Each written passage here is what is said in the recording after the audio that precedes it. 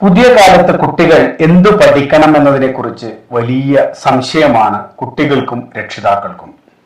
എന്നാൽ ശ്രദ്ധിച്ചു നോക്കിയാൽ ഒരുപാട് വിദ്യാർത്ഥികൾ സ്വയം തന്നെ കാര്യങ്ങൾ മനസ്സിലാക്കി മുന്നോട്ട് പോകുന്നുണ്ട്. അവരെ ഹൃദയം തുറന്ന് അഭിനന്ദിക്കുകയാണ്. എന്നാൽ മറ്റു ചില കുട്ടികൾ ഇപ്പോഴും എന്ത് ചെയ്യണമെന്ന് ആലോചിച്ചിട്ട് പോലുമില്ല. 10ാം ക്ലാസ്സിൽ പഠിക്കുന്ന ഒരു കുട്ടിയോട് ഇനി എന്താവണം എന്ന് ചോദിച്ചു കഴിഞ്ഞാൽ 10ാം ക്ലാസ്സിന്റെ റിസൾട്ട് വരട്ടെ സാറേ എന്നാണ് പറയാം. +2 പഠിക്കുന്ന ഒരു കുട്ടിയോട് അല്ലെങ്കിൽ +1 പഠിക്കുന്ന കുട്ടിയോട് എന്താവണം എന്ന് ചോദിച്ചു കഴിഞ്ഞാൽ ഒരു ഉത്തരവും കണ്ടെത്താൻ പലപ്പോഴും പറ്റണമെന്നില്ല. ചിലപ്പോൾ വളരെ വിരലിലെണ്ണാവുന്ന ആളുകളെ മാത്രമേ നമുക്ക് അത്തരത്തിൽ ഒരു ഉറച്ച തീരുമാനവുമായി മുന്നോട്ട് പോകുന്നത് കാണാൻ വേണ്ടി സാധിക്കുകയുള്ളൂ. കോവിഡ് സമയത്ത് 2020 കാലഘട്ടത്തിൽ 5000 റെസ്പോണ്ടൻസുമായി ഒരു സർവേ നടത്തി.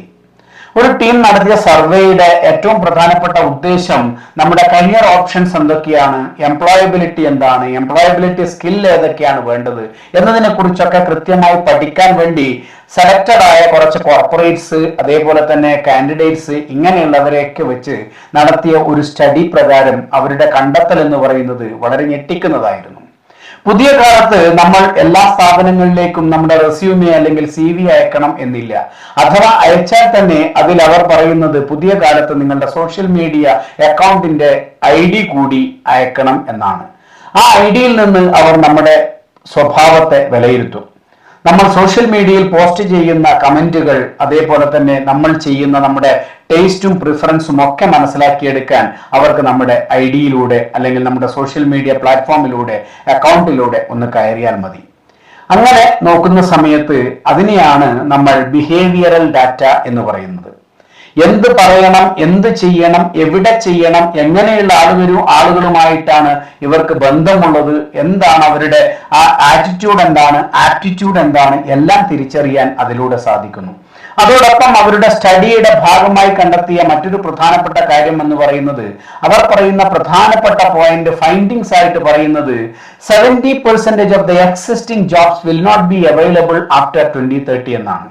ഇപ്പൊ ഈ 2025 നിലവിലുള്ള ജോലികളിൽ 70% 2030 ശേഷം പൊടിയിട്ട് നോക്കിയാൽ പോലും കാണാൻ കിട്ടില്ല എന്നാണ്. അത് നമുക്ക് ഒരു സംശയവുമില്ലാതെ പൂർണ്ണമായി അംഗീകരിക്കാം, വിശ്വസിക്കാം. അവർ പറയുന്ന മറ്റൊരു പ്രധാനപ്പെട്ട കാര്യം 85% of the jobs after 2030 is yet to be identified.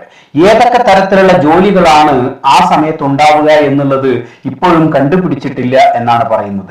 Artificial ഇന്റലിജൻസിന്റെയും data സയൻസിന്റെയും റോബോട്ടിക്സിന്റെയും മറ്റു പലതരത്തിലുള്ള സാങ്കേതിക വിദ്യയുടെ വളർച്ചയുടെ കാരണമായിട്ട് പലതരത്തിലുള്ള ജോലികളാണ് ഇപ്പോൾ കേട്ടുകൊണ്ടിരിക്കുന്നത്.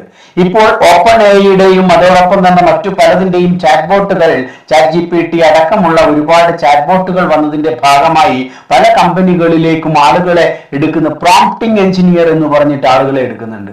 അതായത് ChatGPTയോട് ആർട്ടിഫിഷ്യൽ ഇന്റലിജൻസ് ബേസ്ഡ് ആയിട്ടുള്ള ചാറ്റ്ബോട്ടുകളോട് ചോദ്യം ചോദിക്കാൻ, എന്ത് ചോദ്യം ചോദിച്ചാലാണ് നമുക്ക് വേണ്ട ഉത്തരം കിട്ടുക എന്നറിയാൻ വേണ്ടി അത് ഡിസൈൻ ചെയ്യാനുള്ള ആളുകളെയാണ് പ്രോംപ്റ്റിംഗ് എഞ്ചിനീയർ എന്ന് പറയുന്നത്.